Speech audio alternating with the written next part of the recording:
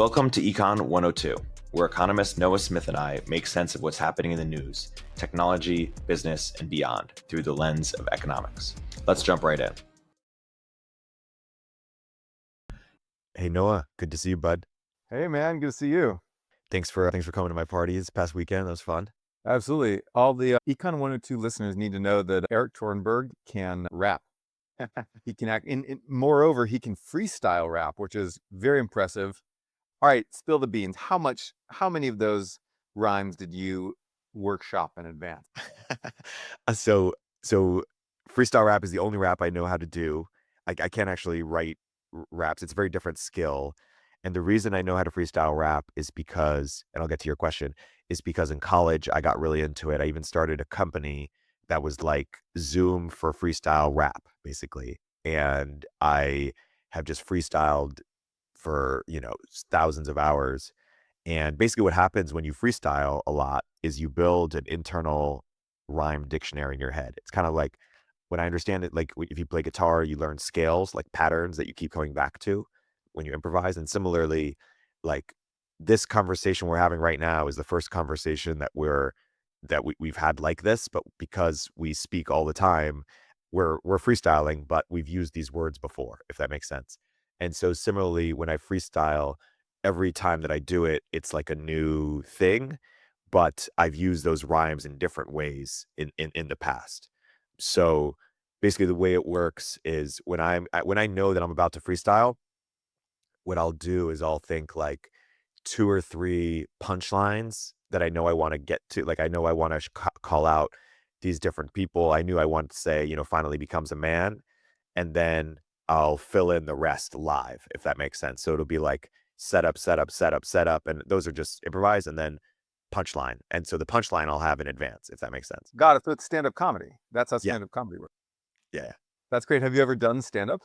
I did stand up once just to try. I even hosted an event called Everyone Stands Up. It was like an open mic. And in order to come, you had to perform.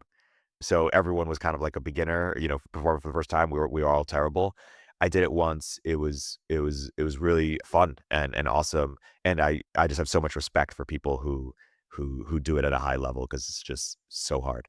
Have you done it? No, I've never done it. I just always thought, I'm not a funny person. Oh, you're pretty funny. Me? Yeah. I don't think I'm funny. I mean, I can make myself laugh, but then I don't think I can make other people laugh very much. Well, a lot of people are funny like spontaneously or in conversation, but it's harder to be funny like just with a mic and here's a joke. You make me laugh, funny man.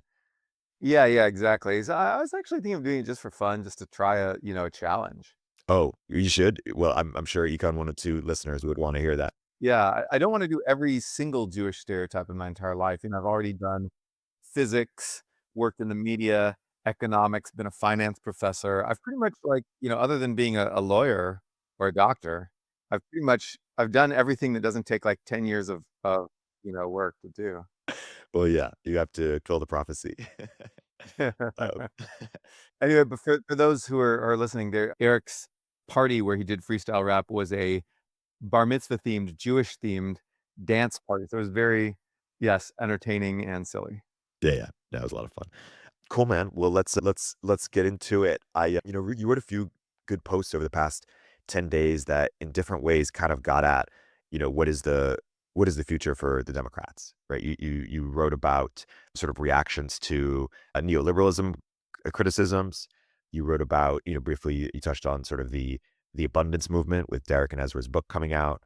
And then most recently, and we maybe start here, you wrote about sort of, maybe one path for the future of Democrat Party is going back to 1992 or thinking about the liberalism of that era. And you outline three recommendations that you have for today's Democrats.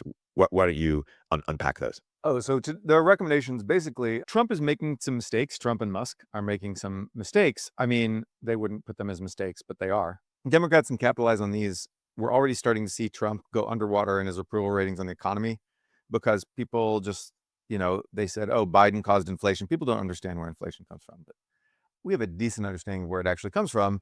And we elected a guy who was much worse on inflation than Biden. Like Biden renominated Powell to raise interest rates.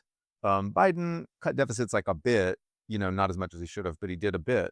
And then those are kind of the two things you can do. Also, Biden opened up oil drilling and a bunch of other stuff that Trump will also do, to be fair. But I think that, certainly higher interest rates via the Fed and slightly lower deficits were two of the things that restrained inflation in America and meant that we had inflation that fell from the post-pandemic period faster than countries in Europe and elsewhere. And so that was, big win for Biden, but people still associated him with that, the year and a half or 2 years of heavy inflation. And so they thought, Trump's different, throw the bums out, we'll get these guys in here, Trump will beat inflation. No one has any idea how that's supposed to happen. And the truth is that many of the things that Trump wants to do or is going to do are inflationary. So tariffs are the obvious one. Tariffs raise prices. Jawboning the Fed to try to lower interest rates, if that actually works, that will be inflationary in the extreme. And then also Trump wants to basically increase deficits with tax cuts, and more tax cuts, which far outweigh any of the spending cuts than that they'll be able to do, or that they even want to do, or the Doge will do. Certainly, like Doge is tiny, and so that's inflationary too. So basically, everything Trump is doing is inflationary. And if you look at inflation expectations, they're ticking back up as people realize that Trump is actually just an inflationary kind of guy. That makes sense because in Trump's businesses, his business has always benefited from what? Low interest rates, like profligate spending and things like that. He's just doing what he knows how to do. And he's an old guy. He's not going to turn over a new leaf. And there's no, there are fewer people restraining in this time.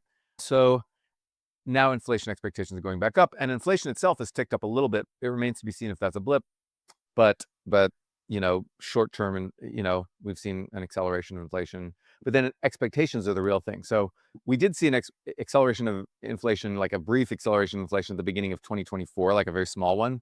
But we didn't see expectations go up, and people thought this is a blip. People are not thinking this is a blip now. So anyway, point being, people are still upset about inflation. That the memory of that post-pandemic inflation hasn't gone away, and people still feel squeezed by the drops in real wages and real incomes that happened over that time period. And so Trump is going to make those things worse, and Democrats can stop that. The problem is that Democrats' ideas for controlling inflation during the Biden years. So it's interesting dichotomy. What Biden actually did to control inflation was good and successful. But what Democrats talked about and progressives talked about in terms of controlling inflation was batshit nuts. All right. They talked about price controls, which are stupid and will make things worse. They talked about just subsidizing consumer expenses, which is stupid and will obviously make things worse. And then they talked about industrial policy, which is good, but will not reduce inflation because actually the demand for materials and labor for like factory construction will actually increase inflation in the short term. So none of the progressive stuff is actually anti-inflationary. And so, I mean, maybe antitrust, if you really did it seriously over like 10 years, would have like a small effect, but like it's not going to be big. And so Democrats need to not talk about that silly stuff because people know that price controls are bad, and people know that, if you say I'm going to subsidize this and that, like people intuitively think, oh, that's going to push up prices because people are not totally ignorant of supply and demand. And so Democrats need to not do that. They need to just say, we're going to get rid of inflation. And then if they get in power, what they need to actually do is just allow the Fed to raise interest rates as necessary, cut deficits and things like that. So cutting deficits is important. It's what Bill Clinton did in the 90s. And so Dems can do it. I've seen them do it, right? Arguably, Obama, although he had big deficits in, the first year, then was kind of a hawk later on. He cleaned up most of those deficits later on. And so Democrats have been fiscally responsible and sort of deficit hawks in the past. I'm sure they can do it again. They just have to get over this idea that we've become, socialists. That we're going to be socialists and we're going to like spend a ton and spending doesn't matter and deficits don't matter and blah blah blah blah blah. Like stop that. The MMT and like soft MMT bullshit, Shaikat Chakrabarty stuff. He lives down the street from us, and we should get him on the podcast sometime. But he's full of crap on this and on some other things, but then he really good engineer though, but utterly full of crap on macroeconomic stuff, and just thinks that like spending doesn't matter, deficits don't matter, blah blah, and will usher in like a golden age of central planning that will make everything cheap. No, that will not happen. And so Democrats need to not do that. They need to go back to the successful approach of Clinton and then maybe like Obama after the Tea Party. And so that's the first thing. Number two, otherwise they will not be able to capitalize as easily on Trump's inflationary crap. So number two is democracy. So Trump and Musk are certainly threatening democracy in some ways. So, Musk is saying 60 Minutes should go to prison for quote unquote lying. Like, yeah, now you should go to prison for lying? Like, really? And so then, the DC prosecutor is like sending people, is like trying to prosecute Democrats for like saying stuff. And Trump tried to overturn an election, deny that votes were real. Do you really think he won't do that again? Like, and so there obviously is a threat to democracy. The problem is that Democrats have not been in a good position to use that as an issue. In fact, defending democracy failed as an issue for Democrats. And we don't know why, but Americans do care about it. But why were Democrats unable to harness this? For a couple of reasons. Number one, when Democrats talked about what was threatening democracy, they talked about a bunch of like long-term stuff that doesn't threaten democracy at all, such as gerrymandering and voter ID laws. Those are like, gerrymandering is as old as the Republic, and it's less bad now than it used to be in many ways. And then, of course, there's no hard and fast definition of when gerrymandering is bad, but by like, misapportionment of Congress, it's gone down. And so, we weren't saying gerrymandering is destroying democracy in like 1996, where we know we were not. But people were gerrymandering the hell out of stuff, I think gerrymandering reached a peak in like the 2000s. Anyway, voter ID laws are fine. Canada has them, Netherlands has them, France has them. It's fine. 99.7% of people bring their picture ID to vote. Voter ID laws do nothing. Everyone already obeys the voter ID law. And yet Democrats were going around saying that voter ID laws were this giant threat to democracy. No, they're not, bro.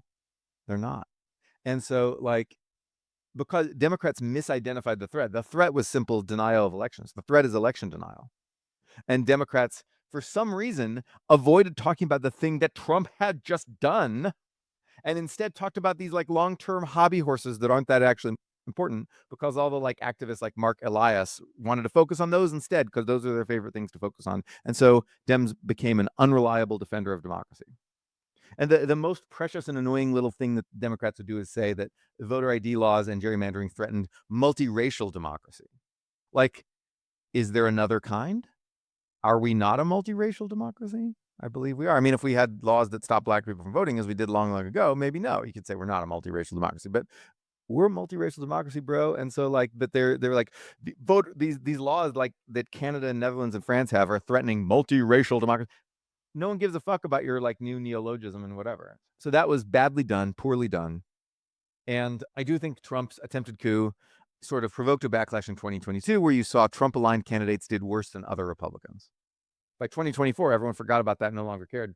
The election denial penalty was gone by 2024. So if Democrats want to stand up for democracy, they've got to focus in on the actual threat instead of just like a whole bunch of hobby horses, whatever. Besides that, Democrats are focusing on the hobby horses because they have this thing in the back of their mind that they are the party of the masses. And if we just allowed more poor people to vote, they would stampede to the polls and vote for the Dems, who are the party of the poor people. No, they vote for Trump.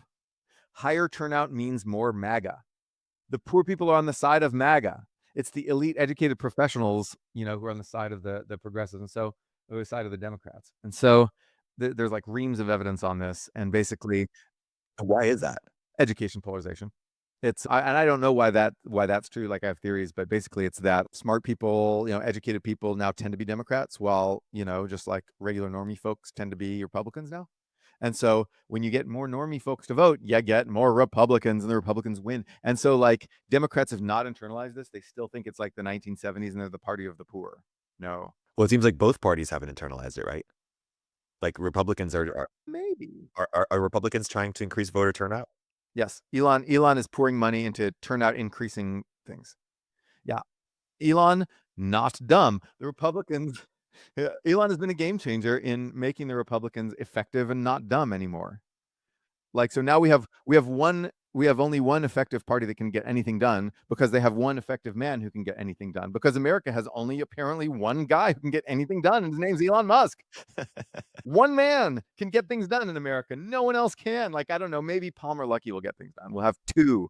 Because the left was saying, where's our left Joe Rogan? Are they saying, where's our left Elon Musk? Maybe they get Sam Altman, increase the feud between Sam and Elon. Yeah.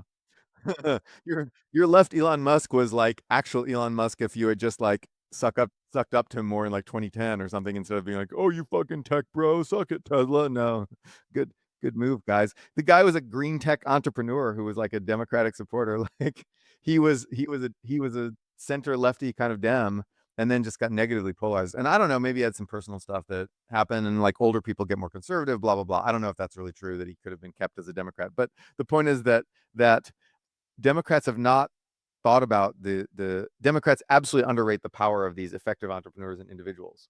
When I wrote that post about Musk being incredibly effective and powerful, like these, like, you know, Henry Farrell, the political scientist, wrote me. He was really angry. He wrote these like long, angry rants at me about how actually Musk is incompetent and he can only succeed because of government help.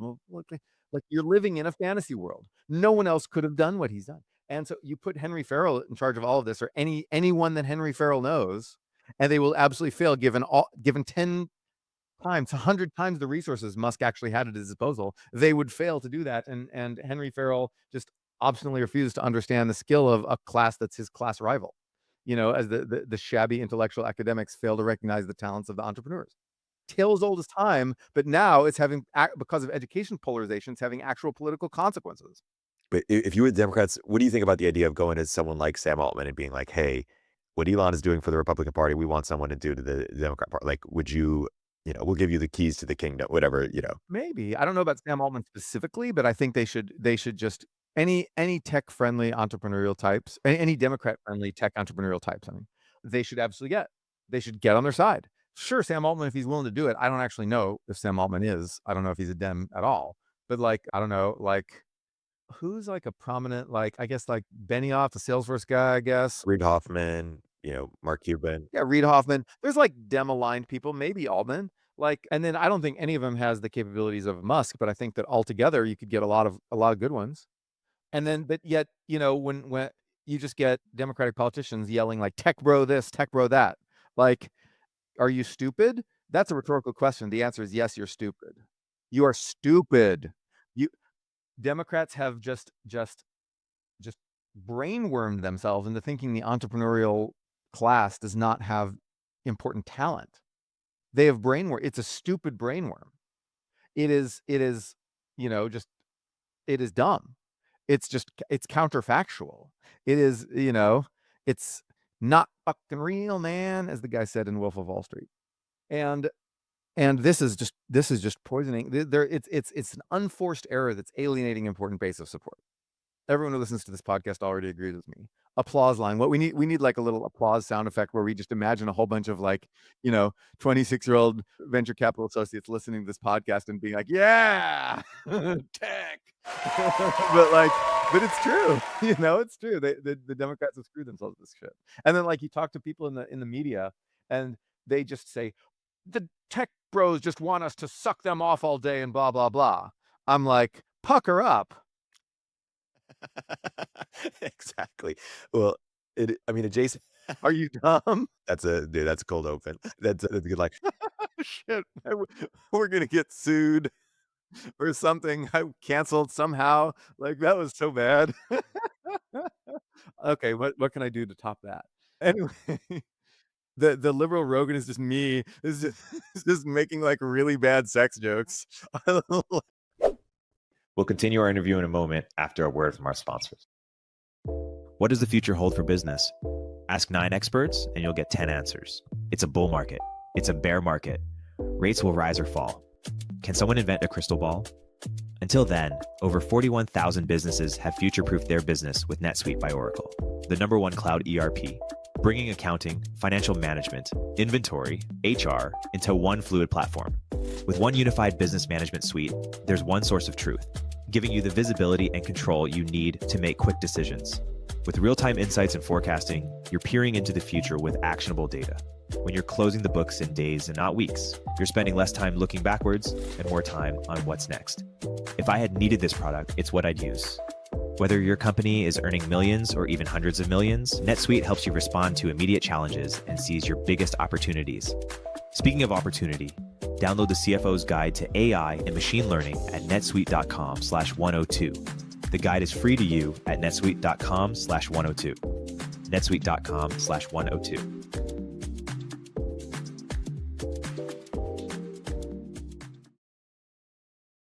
Ever feel like managing your business finances is a full-time job on top of your actual full-time job? Yeah, me too. That is, until I started using Found. Found is a business banking platform that lets you effortlessly track expenses, manage invoices, and prepare for taxes. You can even set aside money for different business goals and control spending with different virtual cards. I've saved so much money because Found helps me identify tax write-offs. And I saved so much time that I can now devote to chasing new opportunities and doing the work I enjoy. Oh, and by the way, other small businesses are loving Found too. This Found user said, "Found is going to save me so much headache. It makes everything so much easier. Expenses, income, profits, taxes, invoices even. And Found has 30,000 five-star reviews just like this." Open a Found account for free at found.com/econ102. Found is a financial technology company, not a bank. Banking services are provided by Piermont Bank, member FDIC. Don't put this one off. Join thousands of business owners who have streamlined their finances with Found. Or maybe I'll be the next like Howard Stern. That was the actual liberal Joe Rogan, was Howard Stern. Yeah. Back in the day. Back when like talking about sex made you a lib. Yeah. Now talking about sex makes you a conservative. Right. Yeah. Maybe who's ever in power likes to enforce, more strict rules. Maybe it's irrelevant. God forbid people would have sex in this place. Anyway, so we need to do another relationship episode, by the way, where we need to do that, where we get Zoomers on and like make fun of them. Yeah. Oh yeah. By the way, this has to happen. Yes. But anyway, back to Democrats. So the third thing Democrats need to do, by the way, is just abandon a lot of the progressive baggage of the 2010s and early 2020s. The main thing that needs to be abandoned is an idea. It is Ibram Kendi's idea that America needs to be refounded, that America is an inherently racist entity that needs to be effectively refounded along quote unquote anti-racist lines. And of course, when people say anti-racist, they mean it in the sense of like antimatter versus matter, like matter of the opposite charge that, somehow is supposed to cancel out matter. They imagine anti-racism as a opposite sign racism that cancels out the racism instead of just yet more racism on top of it. Like, so anyway, the idea that like America's true founding was 1619 and, we were stamped from the beginning, and then the founders, actually rebelled against Britain because they wanted to keep slaves and all this dumb shit. Like, historians will debunk it, except that then younger historians will scream at them online, so they're afraid to debunk it, even though they know it's a lie. All that stuff out the window, goodbye. DEI program's already dying everywhere. It's like, you don't need to get up and make speeches like DEI sucks, we're going to get rid of it, because people don't even know what it is. People who know what it is are getting rid of it.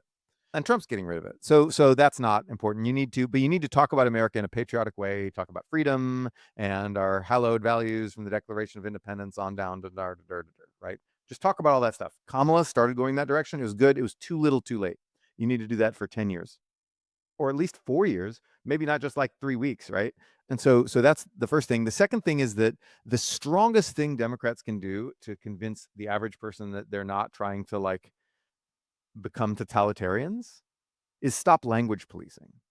Oh, and by the way, I forgot to say, another reason that Democrats have been less than credible on free speech stuff is that some Democrats have gone against free speech.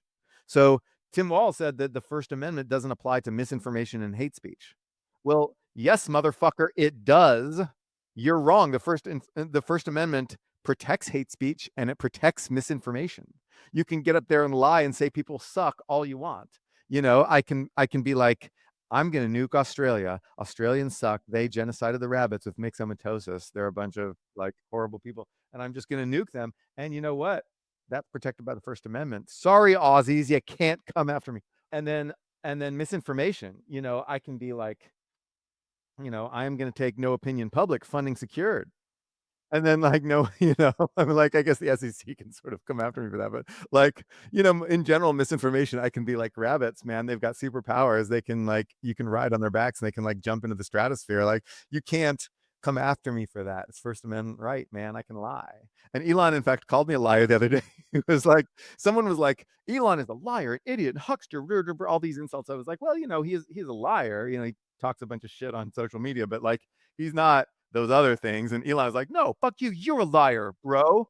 And then I'm just like, Elon Musk responded to my tweet. Oh my God. That was like my initial reaction. I was like, wow. The opposite of love isn't hate, it's indifference. The opposite of love isn't hate, it's indifference. It's apathy. That's right. That's exactly right. But anyway, so, but yeah, like, so Tim Walz should have not said that. That was a totalitarian thing to say. He shouldn't have said that. In fact, saying that was actually worse than anything Elon Musk has said or done. That's worse than saying 60 Minutes should go to prison, because what Tim Walz would say is establish a principle where anyone that they would accuse of misinformation or hate speech would go to prison.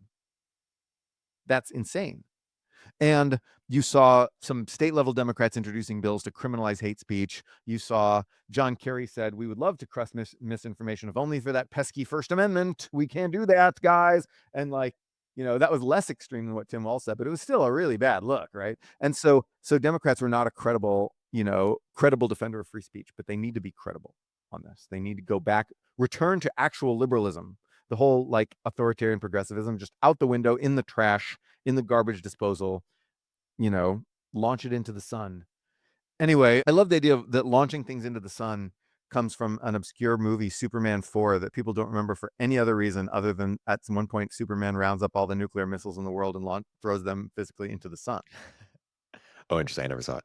Oh yeah. So anyway, I think that's where that comes from, because it always gets a reference. Anyway, so but no one remembers anything else in that movie because it's otherwise terrible. But okay, so anyway, Dems need to stop with the language games. No more birthing persons. All right, none of that. Do not use any, to whatever degree possible. I know language does have drift, but to whatever degree possible, do not use any expressions that Bill Clinton would not have used in 1992. Do not tell people how to talk. It doesn't even matter if the language change is a reasonable and good one. I don't care. It's a freaking language change. It's not as important as substantive things such as winning elections, getting Trump out of power, things like that. Stop it with the freaking language games. Like there was a recent state level bill, to change like mothers to inseminated persons.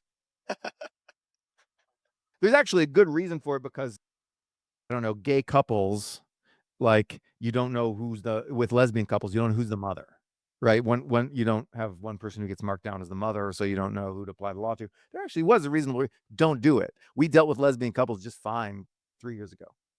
We dealt with it just fine. Lesbian couples had no problem with, registering their whatever. Like, language, stop all the language games, even the ones that might be a tiny bit useful. Stop them all, 100% right now. Stop the language games. And this will signal to America that you are not totalitarian speech thought policers who just want to control everything you say. We'll continue our interview in a moment after a word from our sponsors. Every time I hop on the 101 freeway in SF, I look up at the various tech billboards and think, damn, turpentine should definitely be up there. And I bet I'm not alone. In a world of endless scrolling and ad blockers, sometimes the most powerful way to reach people is in the real world. That's where AdQuick comes in. The easiest way to book out-of-home ads, like billboards, vehicle wraps, and airport displays. The same way you would order an Uber. Started by Instacart alums, AdQuick was born from their own personal struggles to book and measure ad success. AdQuick's audience targeting, campaign management, and analytics bring the precision and efficiency of digital to the real world. Ready to get your brand the attention it deserves? Visit adquick.com today to start reaching your customers in the real world. Again, that's adquick.com. Let's talk about supply and demand. The supply, your personal data, which is being bought and sold every day entirely without your knowledge. The demand, thousands of data brokers who are making a fortune trading your private information. This isn't just a rant about spam in your inbox. Data breaches enable identity theft and loss of control over your digital data. But what if you could opt out of this whole system? That's exactly what Incogni does. They handle everything automatically, finding the data brokers who have your information, sending removal requests, and dealing with any pushback. No phone calls, no emails, no hassle on your end. What makes this service really powerful is that it never stops working. Incogni continuously monitors your data, showing up in new places, and automatically sends removal requests. Because in today's world, your personal information keeps getting repackaged and resold unless you actively stop it. They'll even handle any pushback from data brokers who don't want to delete your data. Want to extend that peace of mind to your loved ones? Incogni's Family and Friends plan lets you protect up to 4 additional people under one subscription. Take control of your digital privacy today. Visit incogni.com/econ102 and try it risk-free with their 30-day money-back guarantee. Take your personal data back with Incogni. Use code econ102 at the link below and get 60% off an annual plan. Again, That's incogni.com/econ102. I wonder if the Sister Souljah moment for the Democrat might be saying, hey, we should probably drop the trans issue from our platform.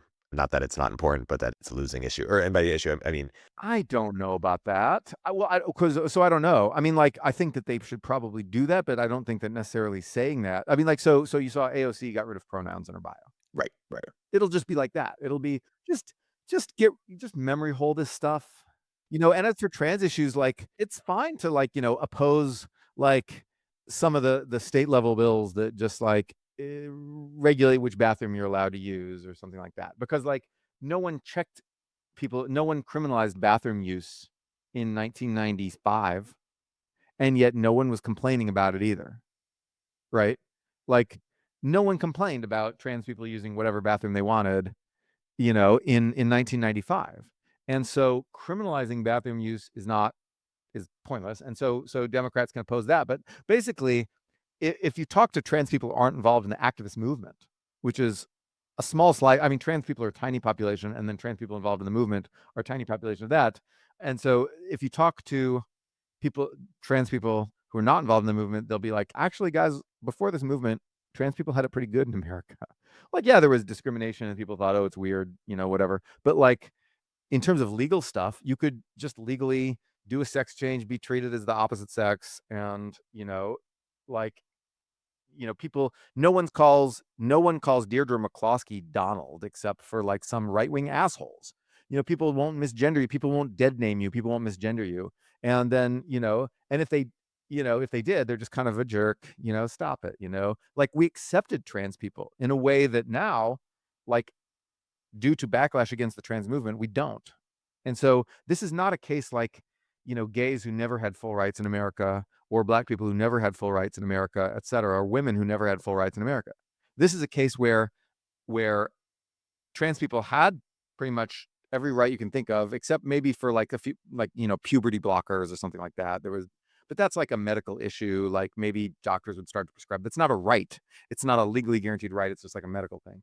Anyway, so it's not a civil. The trans movement was not a civil rights movement. It was a representation acceptance movement. It was a cultural movement to use pronouns, to think of gender in a different way, blah, blah, blah. That was different than the gay rights movement. It was different than the women's rights and, movement and civil rights movement and, et cetera, et cetera. Different than all those movements. And so, I think it backfired because of that. Americans want to give full and equal rights to people, but movements that force people to change culture and language and how they talk and, like, how, all this stuff, birthing persons and whatever, Americans are like, no. And so I think that just quietly dropping a lot of that stuff would be useful. For the Sister Souljah moment has to be about America itself. It's got to be a patriotic thing where you say, someone says America was founded on racism, and then some Democratic politician gets up and says, no, it isn't. It was founded on freedom. Done. That's it. That's the Sister Souljah moment we need. We need someone to explicitly say America was not founded on racism, it was founded on freedom. Yeah, no, that's right. Yeah, that's a better one. Yeah. The related conversation, I'm curious to get your perspective on this. So Derek Thompson, who we should have on the show at some point, about his book and about the Reading it now, 2/3 of the way through. Oh, great.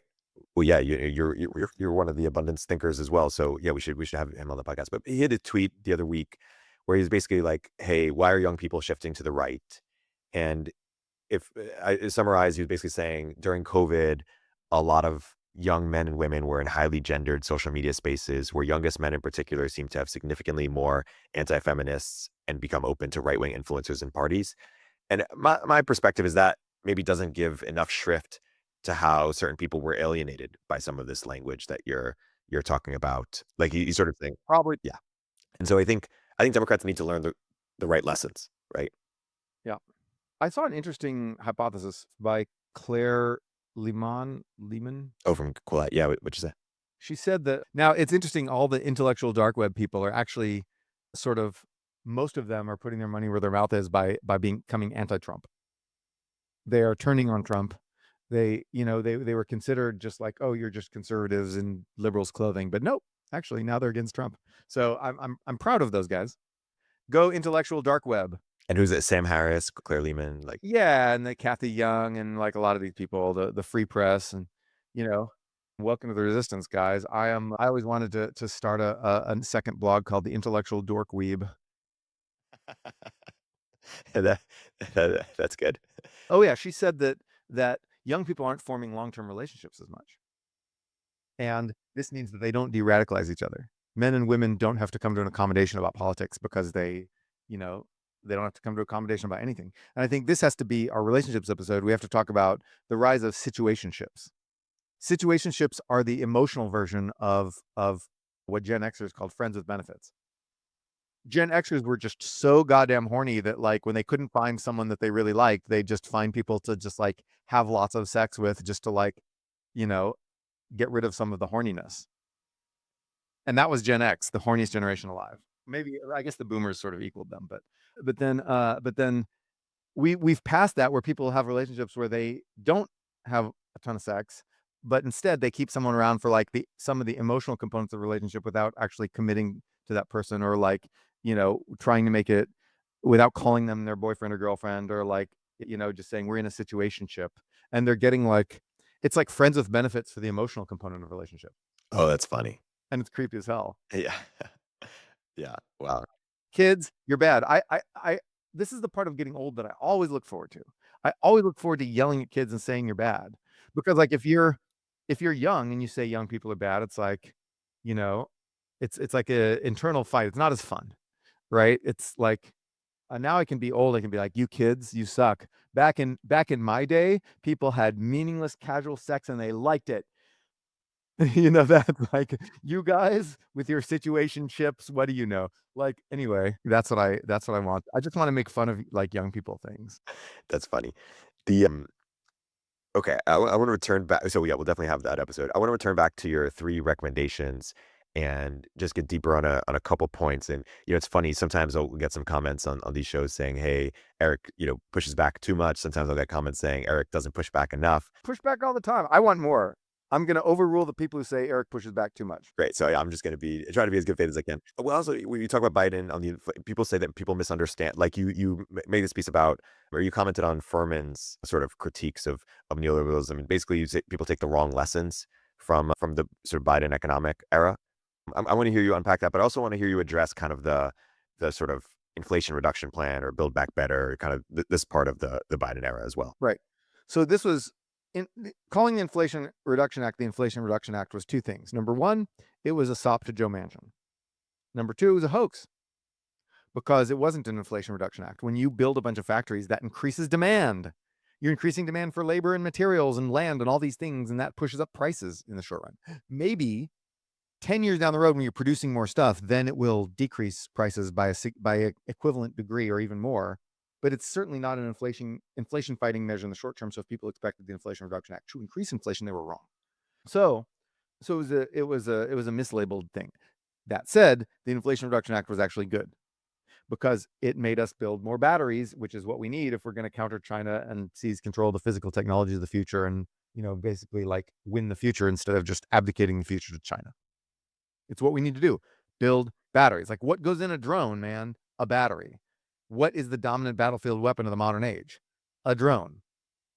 Like, we need to build batteries. It has nothing to do with reducing inflation. So we needed to do it. It was good bill. There were some healthcare subsidies in there that were not good. But the main thing of just subsidizing like basically battery manufacturing directly and indirectly, that was good. We needed to do that, and we did it. It did not reduce inflation. The economic lessons of the Biden administration, Biden did defeat inflation, mostly. And how did he do it? Number one, the Fed raised interest rates. Biden reappointed someone to the Fed who would raise interest rates. That was the biggest thing. Number two, there's two other things. Biden did cut the deficit somewhat after the COVID spending, let all the COVID spending expire. I mean, the Republicans had a hand in that too, so credit to all congressional Republicans. And then the other thing Biden did was he opened up a whole lot of oil drilling. And it just surged more than in Trump's first term, although Trump may exceed it in his second term, but more than Trump's first term. He opened up oil drilling, and we had this record oil boom and became the top oil producing nation by far in the world under Biden. We became the Saudi Arabia of oil. The Saudi Arabia now wishes they were the United States of oil. And so we fracked, we drilled, we did, Drill, baby, drill. Biden did it. And so that probably reduced inflation a bit as well. So those are the three things Biden did to reduce inflation. It was effective. I mean, some things were just inflation coming down its own, like, the end of the oil price shock from the Ukraine war, but we did help bring oil prices down. So like there were some other factors too, but then I think Biden did a lot.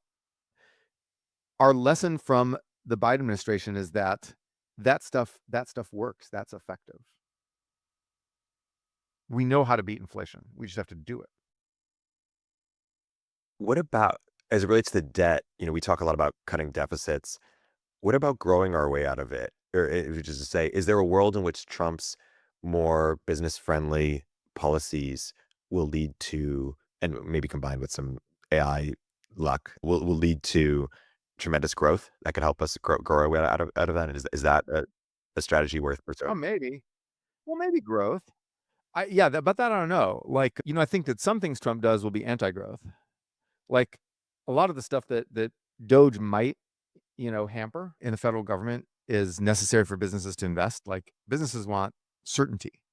They want stability. And if Trump is inflationary, that will hurt growth because that will eventually cause stagflation eventually, because instead of running the economy hot, what you're actually just doing is convincing people you're irresponsible. And irresponsible government is not a thing. If you're thinking of like, should I build a new factory? Should I build a new office? Should I invest in this fleet of trucks? And you think, well, I don't know what the hell this crazy Trump guy is going to be doing in, 5 months, 2 years, whatever, then you won't do it. You'll hold off. You'll wait and see. And then investment goes down. And then, so if inflation goes up at the same time that investment goes down, then you get stagflation. So I'm not optimistic about that. I am optimistic about deregulation. I think that there's been a general recognition among Republicans that deregulation is a big deal and that they need to do it. What's interesting is that this never happened before. Carter deregulated more than Reagan, and Clinton deregulated more than Bush. Democrats were the deregulators. Republicans just cut taxes.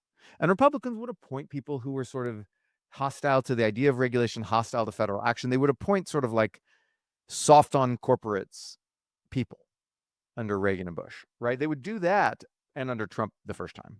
They would do that, but then they wouldn't actually cut the actual regulations. And I think now Republicans finally woke up and realized, no, we have to actually change the laws. We have to cut the actual regulations.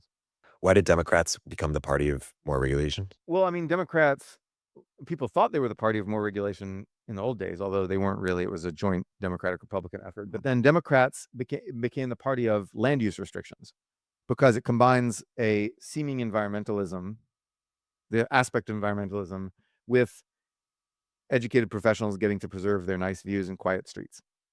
Yeah.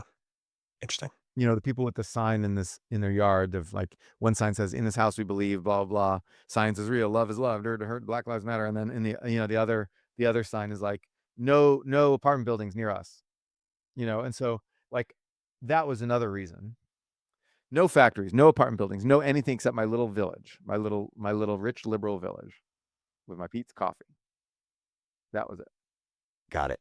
Let's get to the democracy part of the argument, because where I totally understand when people talk about sort of threat to democracy, they sometimes mean different things. To me, the most obvious threat is the one you mentioned before around election, trying to overturn elections. And so when people talk about preserving democracy, they talk about sort of free and fair elections where there's a peaceful, transfer of power. And I concede, or I certainly agree that, and agree that Trump's sort of, 2020 trying to find the votes, or sort of whatever he did there, was very bad. And if he were to repeat it, or anyone to repeat it, it's a huge threat to what we got going on.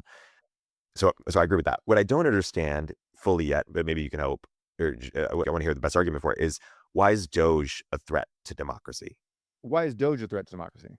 So Doge, the threat to democracy is if it's not really from Doge itself. It's if you have executive orders that tell Trump to tell Doge to stop doing this, and then Trump disobeys that and provokes a constitutional crisis, which so far he's backed off from. Trump is like, we'll obey the courts. But if you basically say court orders don't matter, I'm just doing it anyway, how many divisions has the Pope, as Stalin famously said. If you do that, then you're in trouble. Then democracy's in trouble, because if we elect a king instead of a president, then we have democracy in trouble. And so that's the danger from Doge. I would say that otherwise, I would say Doge is more of a danger to just efficient running of the government. It's actually a danger to government efficiency. Well, it seems like when people talk about threats to democracy, sometimes they mean different things. Is sort of what's being threatened the will of the people, i.e. the people, voted for a thing and then it's unable to be sort of implemented? Or is democracy, when we refer to democracy, we're not referring to this, the will of the people, we're referring to this like checks and balances, system. Well, I mean, if you elect Congress, that's democracy, right? And Congress controls spending. If you elect Congress and you send your representatives to say, spend this much money on U.S. aid, and then Trump's like, nope.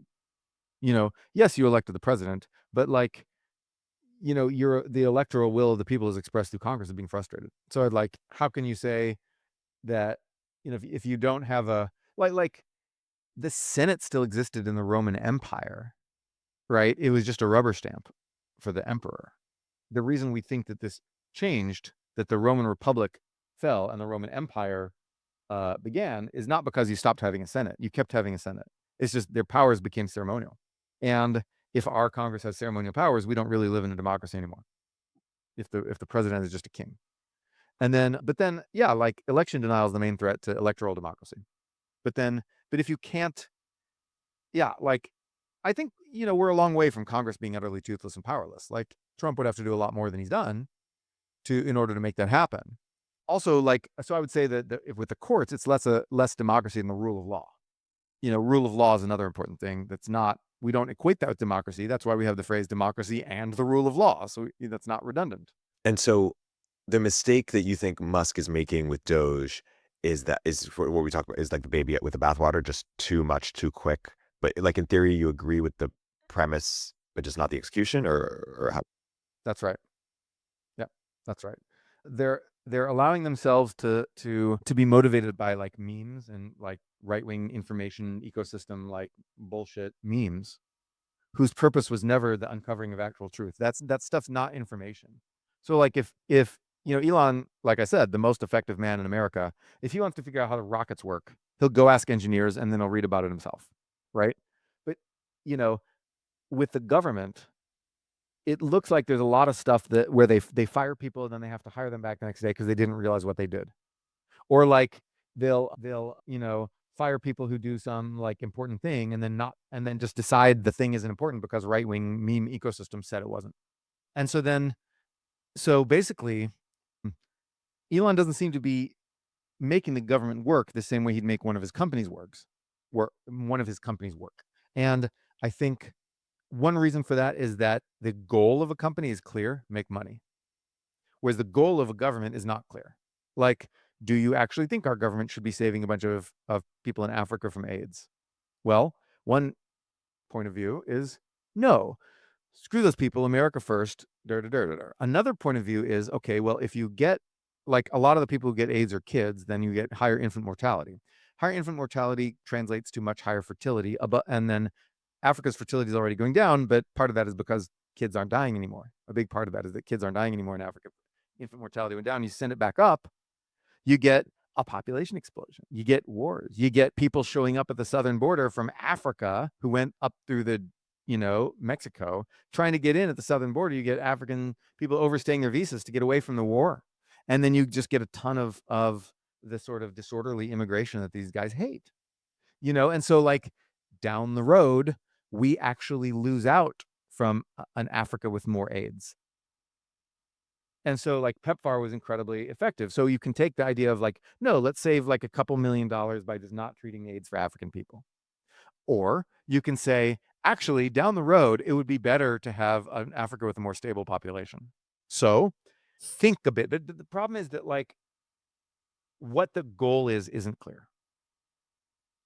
And so that makes it less possible. Also, the organization's a lot bigger. So Elon Musk has to delegate more. It's bigger than SpaceX, bigger than Tesla by like orders of magnitude.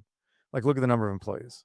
But like, so I think Musk, even Musk's legendary ability to like go in and do everything himself, like is stymied by the sheer size of the federal government. So he's got to delegate to people who like don't necessarily know what the hell they're doing. And so normally Elon would just come in and fix it. If you want something done, you've got to do it yourself. He'd come in and fix it. Now he can't. And so, but I think that also it's that Elon's idea of what ought to be done here is coming from a bunch of like shouters on X. And that, the actual like smart people who know the value of PEPFAR, not just like wow, we would like people not to get AIDS. AIDS is bad. We'd like to save lives. Like, not just those people, but the people who actually are foresighted thinkers are like, okay, if we do PEPFAR, then, in 20 years, we get fewer like refugees showing up at our shores, and who can see that chain of events. You know, I don't think those people are in the right-wing media ecosystem that Elon is getting his information from. Yeah, to me, it seems plausible that Cat Turd is probably not the most knowledgeable, about PEPFAR. Yeah, have you seen Cat Turd versus Cat Turd? No, I haven't seen He just flips what he says every week. it. That's funny. It's just like he says the exact opposite thing. Cat Turd is a pure apparatchik, pure Trump apparatchik. He'll just say whatever bullshit is necessary to just absolutely justify whatever Trump is doing today and demonize anyone who criticizes whatever Trump is doing today. And then tomorrow, we had those guys and guys in communism, right? Who would be like, no matter what the communist government did, you'd have apparatchiks who'd say like, this is what we were always doing, and like who just contradict themselves flagrantly like the next day. You'd have these apparatchiks, and Cat Turd is a pure apparatchik. And if Elon Musk is getting information from Cat Turd, he's poisoning his own ecosystem, right? In a company, Elon would go talk to the engineers who know how shit works. And that's how every smart manager of technical companies does it. That's how Richard Feynman found out what caused the Challenger explosion. He just asked the engineers. They're like, "Oh, it's the O-ring, dude." No one else did that. Crazy, right? But Elon just does that all the time at his companies. He gets information on the ground. Now he might fire the engineers or fire bad engineers or like whatever. He might ask them one question, get an answer, and then fire them because that's all they needed to do for him. He might be ruthless in that way, but he gets information from the ground level. And in government, the people with the information, the engineers, are the policy wonks. Elon's not, I don't think, is getting his information from the policy wonks. I think he's getting his information from like right-wing influencers on X. Those are not the engineers. But I think he's suspicious that the policy wonks are woke. Yeah. Well, he's got his team now in Doge that I'm sure he's getting information from, but they're new to government. It's going to take them a decade to get up to speed on where the policy wonks are today. So like Elon needs to go to the government engineers who are policy wonks, go to the people at the Manhattan Institute, right? There are conservative policy wonks out there. There's AEI, there's the Manhattan Institute, there's Heritage Foundation. These guys know things. Lids hate them, but they know things. And Elon should be going to those people and asking them what's going on, how does this work, how does that work? And he's not, I don't think he's doing it. Right. Let's close on economics. So would you be excited about a return to neoliberalism, or because there's been sort of this anti-neoliberalism, but you also wrote about anti-neoliberalism, or what's the right way to think about sort of the right economic paradigm, or is some hybrid? Oh, I think we need a new thing that is neither neoliberalism nor the, just knee-jerk reaction to it. We need a secret third thing, which is address the challenges of the modern day. We need industrial policy for national security reasons and because our clustering effect is being weakened by the rise of Asia. That's the other reason I don't write about much, the second reason. But it is a reason we need industrial policy. And so, but then we also need industrial policy for national security reasons. We need to do that, right? We need deregulatory approaches, especially land use deregulation, but also some other stuff, deregulatory approaches that we've shied away from using before. That's not clear you can call deregulation neoliberalism, right? But then in some sense, like the as Matt Iglesias pointed out, the sort of land use thing where everyone gets a veto, land use photocracy was sort of part of the neoliberal push, actually, because the neoliberal push is like local control. It's not free markets, it's not full private sector control, but it's local control. We need more government involvement. We actually need a bigger bureaucracy to override the land use NIMBYs. And that's one thing that Elon should think about. Bigger bureaucracy is better in terms of getting things done in terms of land use, and Japan shows how this works. Basically, Doge people need to be paying attention to how Japan does bureaucracy. Because in Japan, the bureaucracy is conservative, right? A whole lot of Doge is like an ideological project. They want to get wokeness out of there. Well, if you want to get wokeness out of there, go to the Japanese bureaucracy model. And they're not doing that. But they need to do that, a bigger but also a better bureaucracy. That is a more conservative bureaucracy because of the way they hire. So Japan hires people who spend a couple of years in the bureaucracy and then get placed in the private sector. So it's young people who want to go into the private sector. It's the Luke Ferritor types, right? That's who goes into the Japanese bureaucracy. Like in Japan, Luke Ferritor would go into work in the Japanese bureaucracy for 2 years and then go like work at some company and do like engineering shit. But he'd be recruited for the bureaucracy because of natural talent, right? And so recruit people with natural talent who want to go into the private sector after spending a couple of years figuring out the bureaucracy. And that's who's in the Japanese bureaucracy. It's full of conservatives. It's a very conservative place. And so Doge needs to know that, actually. So I want to write a proposal for them to actually move our bureaucracy toward this model. But I don't think they listen to me because I'm like a lib. Well, it's funny, Michael Lai has been talking about, our good friend has been talking about this idea of sort of Doge for the left, and maybe it'd be fun to brainstorm and maybe this is what Abundance is trying to get at, or sort of, just a much more effective, left-wing sort of efficiency program. Yeah, absolutely, absolutely needs to happen. Now that's another thing on top of what I was just going to say. Well, shall we wrap on that, or is there anything? That's good. What are your thoughts on all this? Like, don't listen to the haters. Tell me more. Give me more, Erik. I'm at the highest level. I'm excited about more accountability and transparency, and sort of like, I think we should know where our dollars are going. And I mean, in general, I like how Elon runs companies in terms of his sort of, like, yes, there's chaos, but there is, I think X is a good example, right?